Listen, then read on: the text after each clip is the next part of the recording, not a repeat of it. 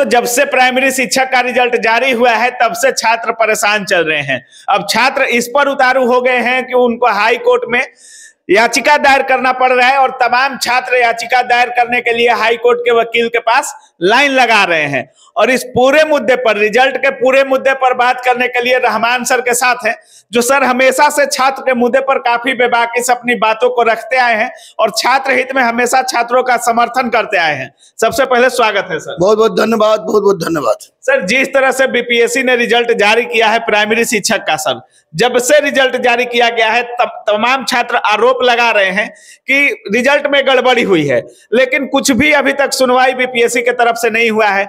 जैसे ही रिजल्ट जारी हुआ था वैसे ही काउंसलिंग के लिए उनको भेज दिया गया। सर जिनका रिजल्ट हुआ है वो काउंसलिंग के लिए भी जा रहे हैं, जिनका रिजल्ट नहीं हुआ है अब वो कोर्ट का दरवाजा खटखटा रहे हैं।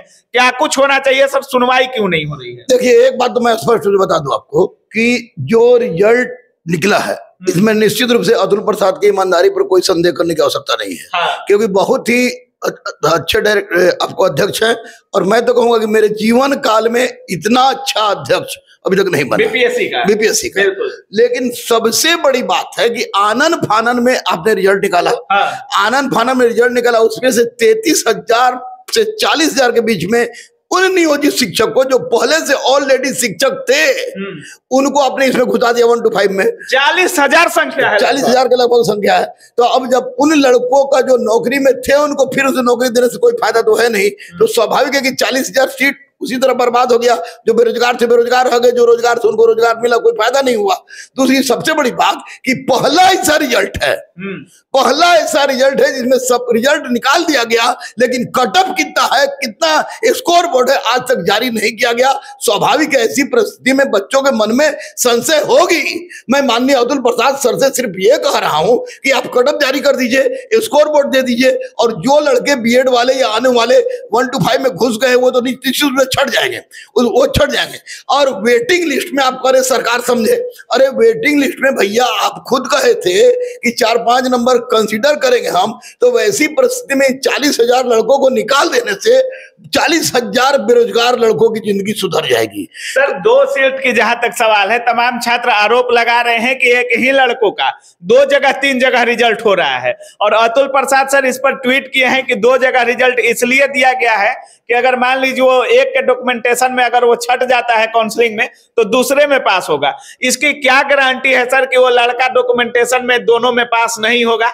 अगर दोनों में डॉक्यूमेंटेशन में पास हो जाता है तो दोनों में क्या जॉब मिलेगा उस लड़के को? ये भी सवाल ये निशान है। और एक सीट एक रिजल्ट की मांग छात्र कर रहे हैं। बिल्कुल, छात्रों की मांग कहीं से अनुचित नहीं है। एक सीट एक रिजल्ट होना चाहिए और यह आयोग का काम है कि ये देखे कि कौन लड़के 3-3 जगह पर क्वालिफाई कर रहे हैं, कौन लड़के नहीं क्वालिफाई कर रहे हैं। ये आयोग काम है, बच्चों का नहीं। इसका खामियाजा बच्चों पर पड़े, मैं किसी दृष्टिकोण से इसको उचित नहीं मानता हूं। यह आयोग का काम है कि आयोग सोचे और देखे कौन लड़के तीनों में।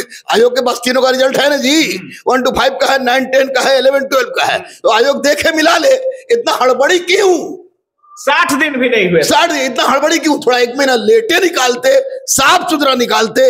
इतने अच्छे व्यक्तित्व के स्वामी हैं आप, इतने ईमानदार हैं, और थोड़ा सा के लिए किचाइन कराने का कोई तुक नहीं था। बिल्कुल बिल्कुल बिल्कुल छात्रों के साथ अनुचित। आज बीपीएससी ऑफिस के बाहर कुछ छात्रों को पीटा भी गया है सर। नहीं, देखिए, छात्र बने हैं, छात्र जब भी रोजगार की मांग करते हैं या जो काम करते हैं, भीड़ लगेगा, लॉ एंड ऑर्डर गड़बड़ होगी तो वहां पर लोग पिटाएगा। मैं रोड पर जाने का सख्त विरोधी हूँ। बीपीएससी ऑफिस के बाहर, हाँ, बीपीएससी ऑफिस के बाहर से तो चिल्ला रहे होंगे, इनकलाब जिंदाबाद कर रहे होंगे, मुर्दाबाद कर रहे होंगे, तो वैसी परिस्थिति में आयोग का कार्य बाधित होगा। वास्तविक डिमांड क्या है? क्या है? वास्तविक डिमांड है कि जो नियोजित शिक्षक जो पहले से शिक्षक हैं, उनको छाड़ा जाए, स्कोर बोर्ड जारी किया जाए, कटअप जारी किया जाए और प्रतीक्षा सूची जारी किया जाए, 9, 10 का रिजल्ट जारी किया जाए।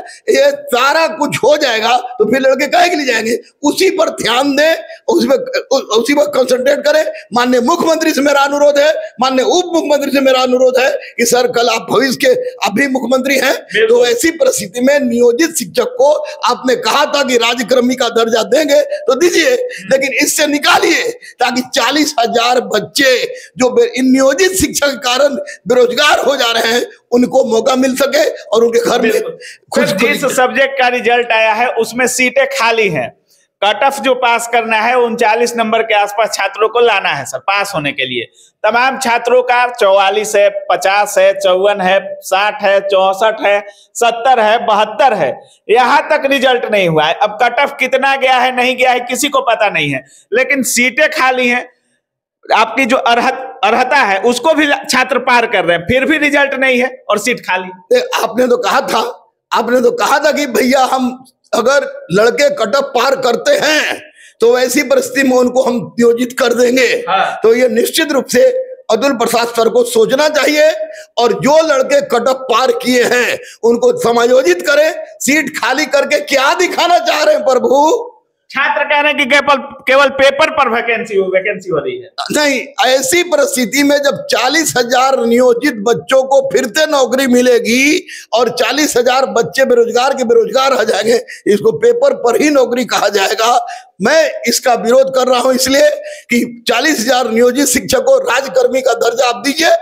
जितने माननीय मुख्यमंत्री ने भी कहा है कि जितने भी नियोजित शिक्षक हैं सबको राजकर्मी का दर्जा देंगे। रहमान सर इस रिजल्ट का विरोध कर रहे हैं। रहमान सर इस रिजल्ट का विरोध नहीं कर रहे। रहमान सर इस रिजल्ट के अंदर जो हो रही है खामियां रह गई है। रहमान सर डिमांड कर रहे हैं आपको कट ऑफ का, रहमान सर डिमांड कर रहे हैं स्कोर बोर्ड का, रहमान सर प्रतीक्षा सूची का, रहमान सर डिमांड कर रहे हैं जो अर्हता पार कर गया है उसको उसके नियुक्ति का, रहमान सर डिमांड कर रहे हैं कि नियोजित शिक्षक जो ऑलरेडी शिक्षक है उनको हटाइए और उनके जगह पर नए बेरोजगार लड़कों को शामिल किया जाए। निश्चित रूप से सारा का सारा समस्या दूर हो जाएगा। रहमान सर शिक्षक छात्रों के साथ हैं। मैं सिपाही हो, दरोगा हो, सचिवालय हो, कब्र खोदने वाला हो, शिक्षक हो, छात्र जहां बात उठेगी रहमान मर जाने के लिए तैयार है, लेकिन छात्रों का छात्र नहीं छोड़ेगा, नहीं छोड़ेंगे। नहीं। बहुत बहुत धन्यवाद सर। Thank you. जैसा कि आप लोग साफ सुन रहे हैं, रहमान सर का साफ कहना है कि हम रिजल्ट का विरोध नहीं कर रहे हैं, लेकिन कहीं ना कहीं रिवाइज करना चाहिए इस रिजल्ट को। इस रिजल्ट पर पुनर्विचार करना चाहिए।